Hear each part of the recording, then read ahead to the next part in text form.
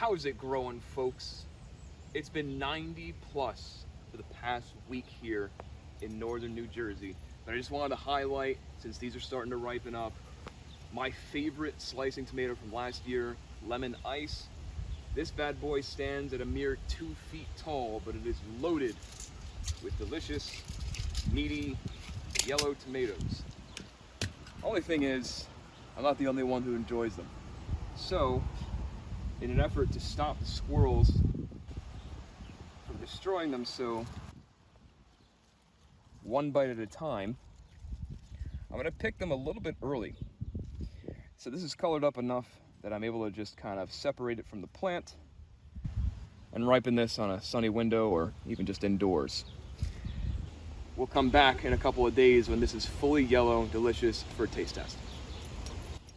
Well, here we are a couple of days later, sitting on a sunny windowsill, and this once green and slightly yellow tomato has become a yellow and actually slightly red towards the bottom and a sun blush spot on the side.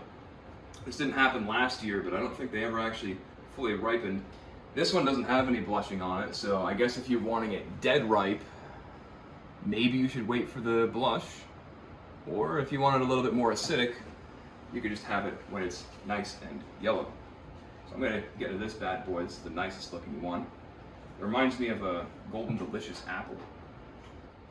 And again, this is my favorite from last year.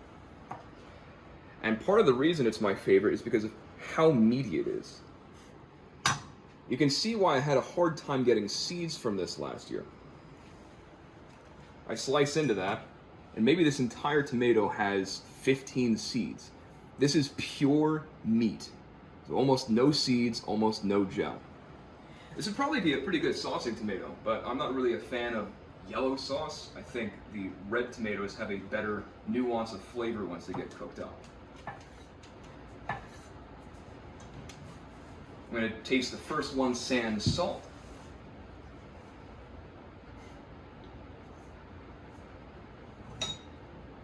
Yeah, this is my favorite slicing tomato that I've had so far. It's very mellow as far as the acid goes. It's actually kind of dominated by sweet flavors. It still has a very strong umami taste to it that you're going to get from regular tomatoes, but it's lacking like any kind of grassy note at all, which I absolutely hate in tomatoes, and it also lacks that red flavor that happens. It's very difficult to describe the red flavor of a tomato, but red tomatoes have a red tomato flavor. This does not have that. So if you've tried a lot of red tomatoes and didn't really find them to be to your liking, maybe try a yellow tomato. So despite being very little seed, this is still full of juice. You can see it dripping off of my fingers as I'm trying to eat this. Definitely going to be enhanced by a little bit of salt and some high quality olive oil.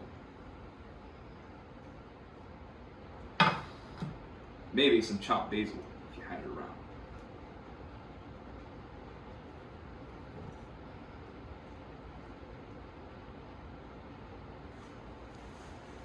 That's just such a good tomato. Now I'd say maybe at this red blush stage, this could be the dead ripe. If you're looking for a firmer tomato, maybe something for a sandwich, I probably wouldn't let it get this ripe. This does kind of fall apart and become nothing but juice. I've had less ripe ones, especially the ones last year. They were perfect for tomato and mayonnaise sandwiches or BLT or whatever have you.